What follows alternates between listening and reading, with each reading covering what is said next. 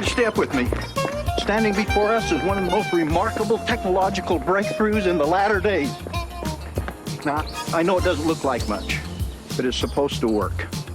See, I want to show you and a much younger me how both sacrifice and the sacrament help bring us to Christ. Okay, you ready? Let's go.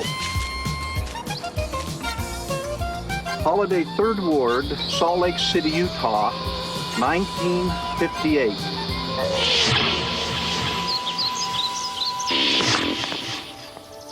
Wow, I'm here. Caddy, a classic. Oh, here I am. Oh, the old Ward Meeting House. Look at that. Look at that. Oh. No kidding. I can't believe it. There I am, crew cut and all with my buddy Phil.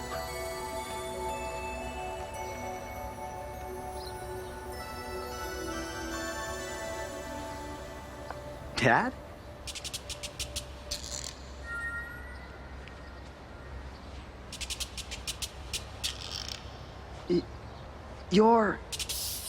He's me, but he's so old. Hi, Steve. Hi, Steve. Phil, can we talk for just a minute, please? Sure, I'll just leave you to talk to yourself. Thanks, Phil. Tell me, Steve, what are you doing to prepare yourself for the sacrament today? I'm filling the water trays. Do you ever wonder how the law of sacrifice prepared ancient Israel to look forward to Christ? No. I didn't think so. We can change that. Come on, I want to show you something. Hey, wait up!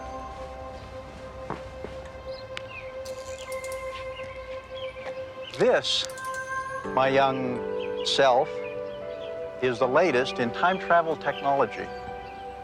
I know, it doesn't look like much, but wait till you see what it does. Sinai Wilderness, 1450 BC. Holy cow!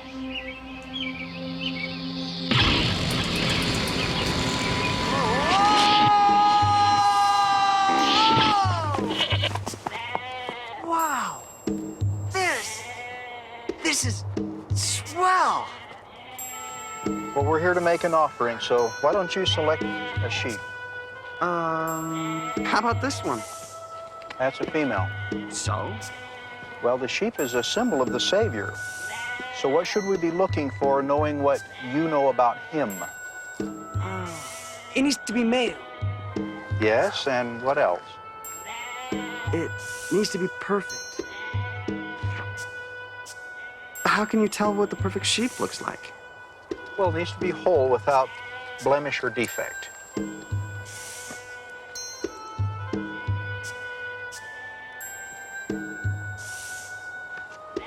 That's a good choice. Oh, could you pay him? It's your offering, Steve. You need to do it.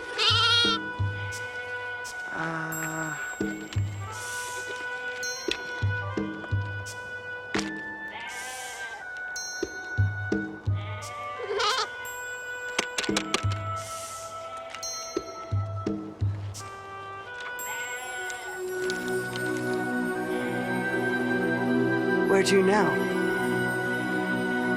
To the tabernacle. No, Steve, the Lord required animal sacrifice from the time of Adam up until the crucifixion of Christ.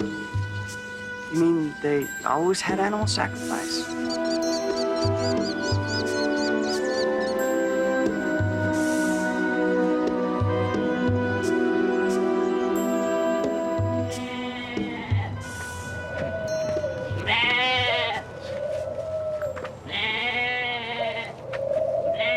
First thing you need to do, Steve, is present the lamb to the priest.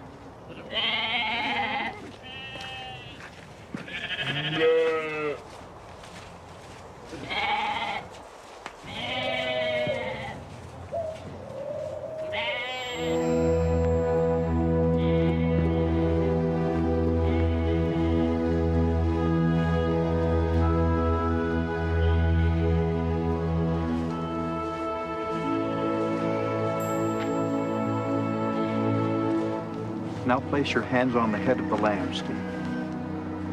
Well, why do I do that? That's the way you dedicate it to God. Then the lamb becomes a substitute for you. Why do I need a substitute? Well, there's certain things you can't do on your own. What did the Savior do for you that you couldn't do for yourself? He died for my sins.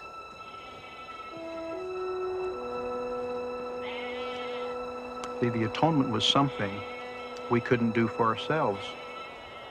We needed a Savior who could act as a substitute for us.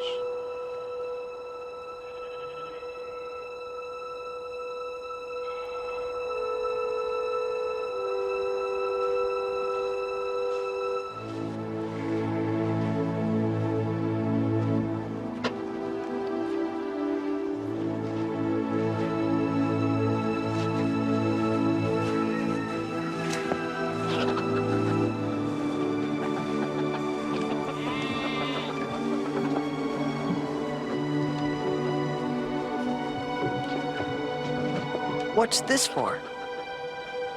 You have to kill the lamb, Steve. Why does the lamb have to die? He didn't do anything wrong. Neither did the Savior. Why is it that the only perfect individual who's ever lived upon this earth had to die? Why did he have to die? Only a perfect person, like the Savior, could offer himself as a perfect atonement. Only by relying upon his offering can we be perfected. He died to satisfy the demands of justice, so he could extend mercy to us. And he did it willingly.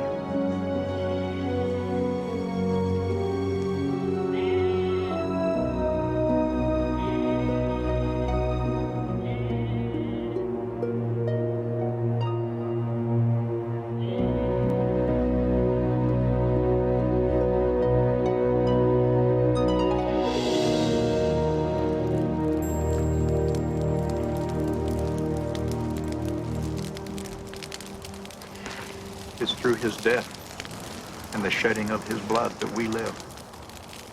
I understand.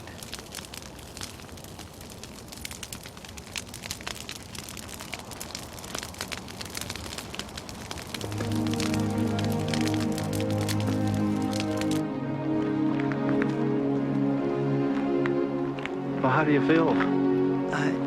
I don't know. I appreciate what the Savior's done more. You know, it takes personal sacrifice on our part too, Steve. We don't have full access to the atonement without an offering on our part.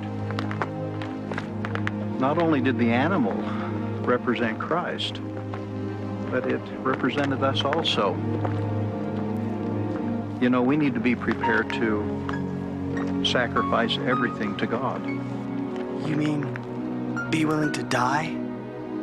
Yes, in a way, willing to let our sinful life die. Are you willing to give your whole self to God? I don't know. I hope so. It isn't easy, is it? But you know, that's what God requires of us. Steve, that's our personal part of sacrifice.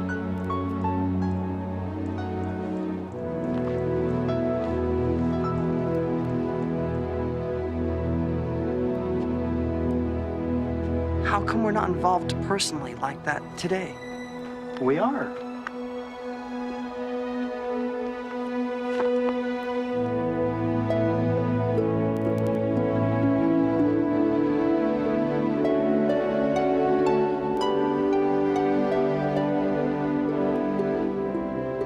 I think I'm getting this.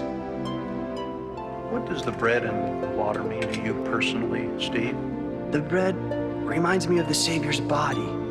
I can be resurrected. He shed his blood for me, so my sins can be forgiven. Good. So what is your personal offering to the Lord when you partake of the sacrament?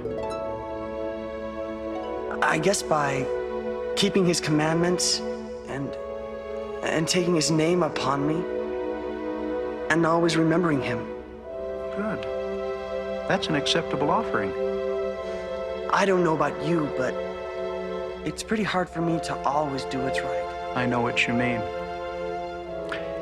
You won't be perfect. But if you offer a broken heart and a contrite spirit, the Lord will accept that offering, and you'll have full access to the atoning sacrifice of the Savior.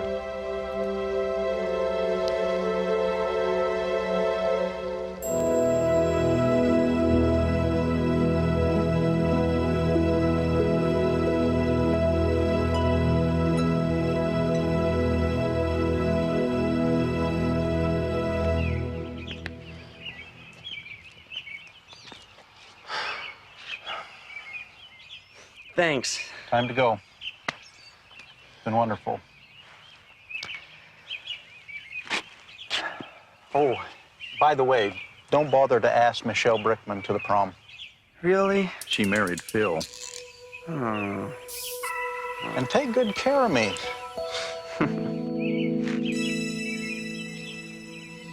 Marriott Center, Old Testament Symposium, 1995.